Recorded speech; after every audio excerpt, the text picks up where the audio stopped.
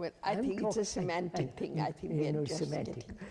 But I'm saying, I'm asking, is it first of all possible to completely end the whole content of my consciousness, of human consciousness, which has grown through millennia? And that content is all this confusion, vulgarity, coarseness and pettiness and triviality of stupid life. But it is also the goodness. Oh yes, that's all included. Now wait a minute, I must be very, goodness is something entirely different. Goodness has no opposite. That's why. Goodness is not the outcome of that which is not good. The ending of that which is not good is goodness. That's it, better. Now, is it possible to end all this conflict?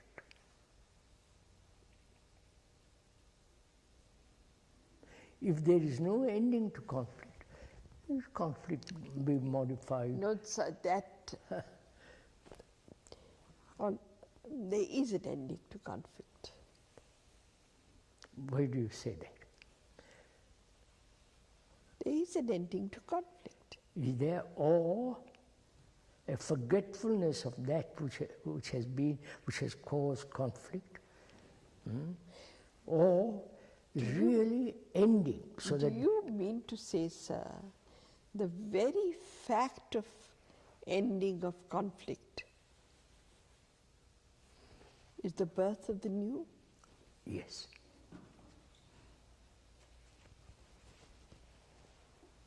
You understand the implications of conflict, the depth of it, not this superficiality that I'm no longer British or French, or I don't belong to this country or that religion or that religion. That's all very superficial things. I'm talking of the deep, embedded. You're talking of conflict as separation from another, the sense of separateness. Separateness, that is the real thing. Isolation.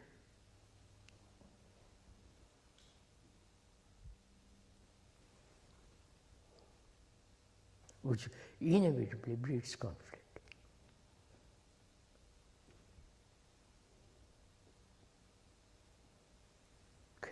Is that possible? I mean, what does it mean?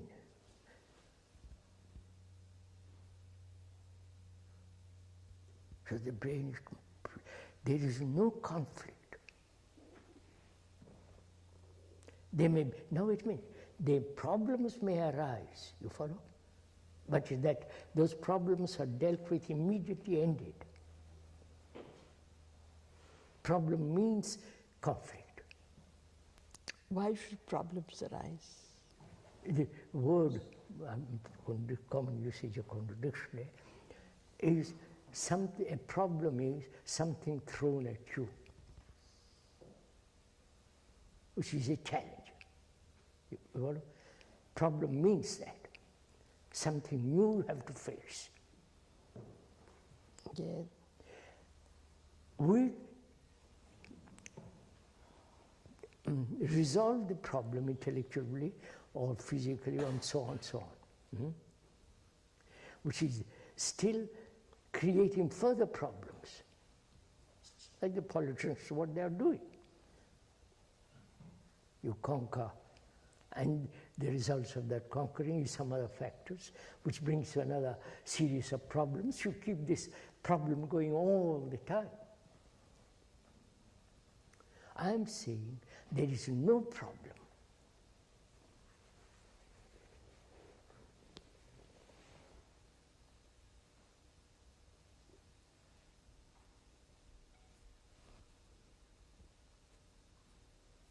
No, physically or psychologically, there's no problem.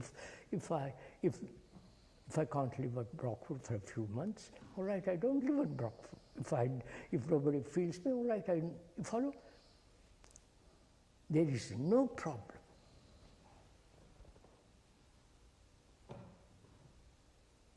If a new thing arises, either my brain is incapable of solving it, and therefore it becomes a problem. You mean to say, sir, That's the whole point of it. for the birth of the new, No, that's it. You're getting it. Must be. And therefore the birth of the new is the most ancient. You follow? can we go into that a little? Would you say a little about it? For after all, that is the ground beyond which there is no other ground. That's the origin beyond which there is no other origin.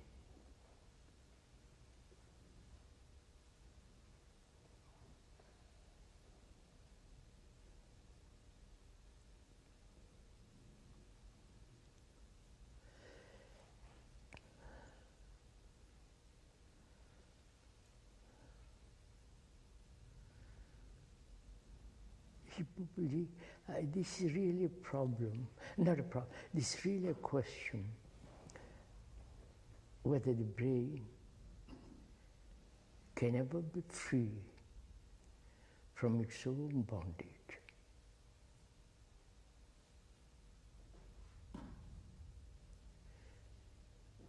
After all, ending something is not total freedom, right? I can end, say for example, my hurts. If I have hurts, I can end it very simply. But the images that I have created about myself, those images get hurt. Yes. And the maker of the images is the problem. Right? Mm-hmm.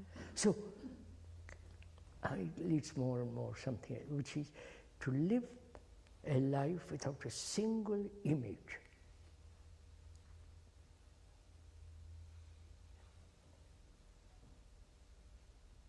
And therefore there is no hurt, no fear. And if there is no fear, there is no sense of safety, God, comfort, and all the rest of it. Now, would you say the most ancient of which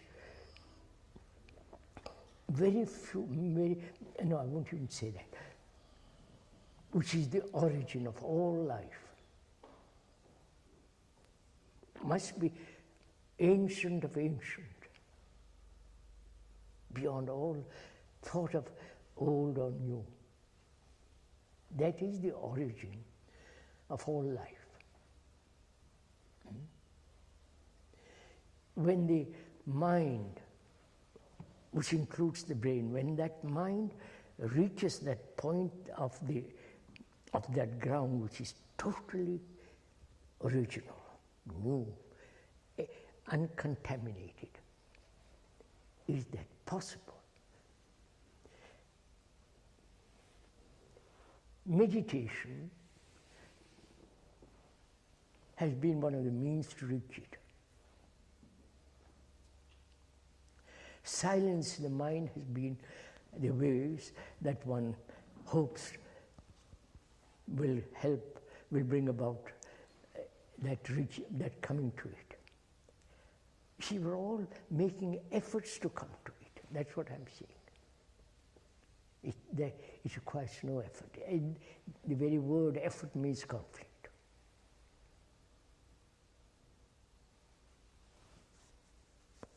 See, that which has no conflict cannot be approached through conflict. Of course, obvious.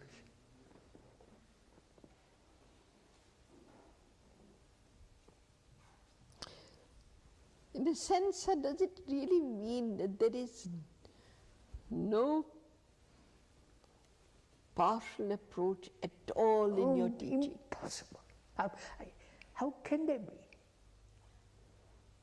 If I approach it through various paths which the Hindus have said, Karma Yoga and all the rest of it, it's just partial. You can't approach it. Then what do you see? You're back That is there. the real problem. What do you do? You're an ordinary human being. No, you can't do anything. First of all, you can't do anything. You can only do physical activities. Psychologically, you cannot do anything. This is what you mean, physical activities. Creating garden, building houses, technological. But the blah, physical blah, blah. is going on. Huh? Physical is going on. It's going on. So what does one do? But if there is no psychological fears, there will be no division of countries, and so on, so on. There will be no division, you follow? Yeah, but the fact is that there is psychological fear. That's just it. Therefore, you'll never get a brain which is lived in psychological isolation, which means conflict, can never possibly come to that ground. To that ground which is the origin of all life. Obviously not. How can my petty mind, worrying about my beastly little self, come to... Sir, that is more futile, sir. Huh? That the whole of life is more futile. If after doing everything, you haven't taken the first step, then where are you? What is the first step? Just going to, what is the first step? I would say the first step is seeing whatever is. Seeing what is. What is. Wait. How do you see it? How do you approach it? And that depends the totality of what is, or only you see the partial of what is. If you see the totality of what is, finished. See, it doesn't just work like that. Of course not. Because our minds, our thoughts are fragmented, therefore I approach the life or what is actually with my fragmented mind, fragmented brain, Yes. which is broken up. And again, I'll say, with time, the fragmented gets less. Don't jump on me, but I it is know so. what you're going to say. It's simple. With time, the fragmented gets less. And it is possible to listen to you, for the mind to be still, not to make any movements, not to make any effort. But that's still not the first step. No, when you say, please, you use the word first step to observe or perceive what is, right? Yeah. That's what you said. If I perceive it partially, then that leads to further complications, right? Partial perception creates partial problems, right? Now, is it possible to see the whole complex of what is? To see the whole and not the fragment. That means, wait a minute, that means I have to see if I lead a life fragmented, a life of fragmentation.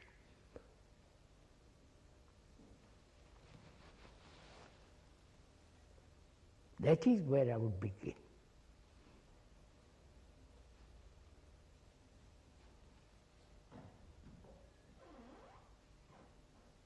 Because if I approach life which is my consciousness, which is the way of thought, feeling, actions and all that. If I approach it fragmentarily, then I'm lost. That's what's happening in the world. They're totally lost. Those people who govern us, those people who tell us what's right, what's wrong, all the rest of it.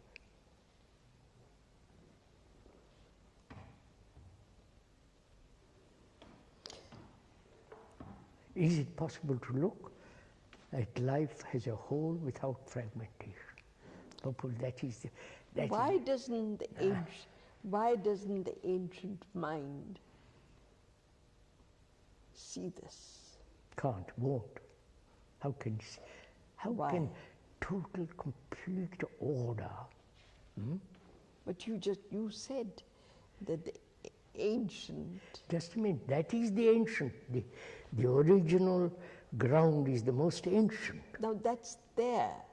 No. What do you mean, no? Unless it is there as an idea, which is what all people have maintained. God is there. They're just an idea, a concept, a projection of our own desire to be comfortable, to be happy, to be all the rest of it.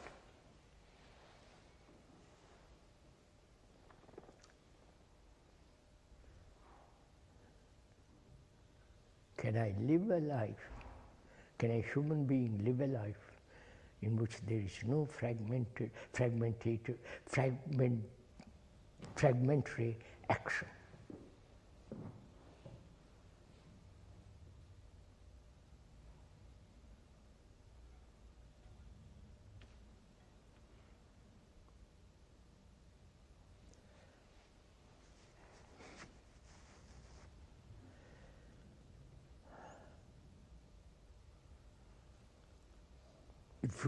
If somebody says, where am I to begin? I say, begin there. Find out for yourself if you lead a fragmentary life. You know what fragmentary life is? Saying one thing and doing another. The whole fragmented way of living, which is isolation. And therefore I have no relationship with my wife or with other rest of humanity.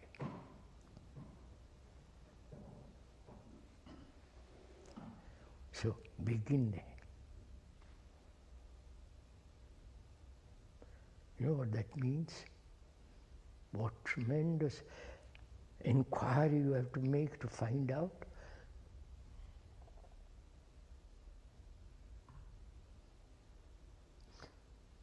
What is inquiry? Observation. To observe very clearly, without any bias, without any direction, without any how my life is fragmented. Just to observe it. Not say I'm fragmented, therefore I must be whole. The idea of becoming whole is another fragmentation.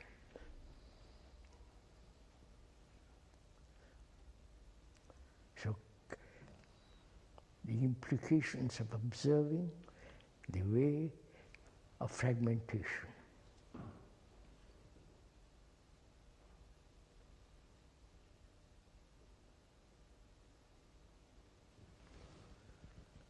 Which means thought itself is a fragment, right?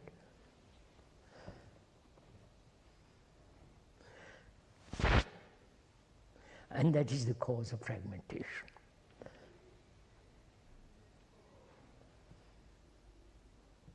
I am becoming something different from you.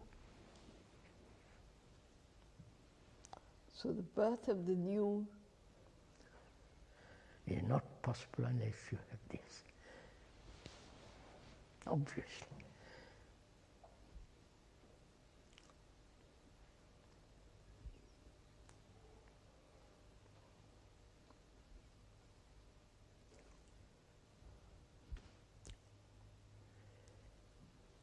stop.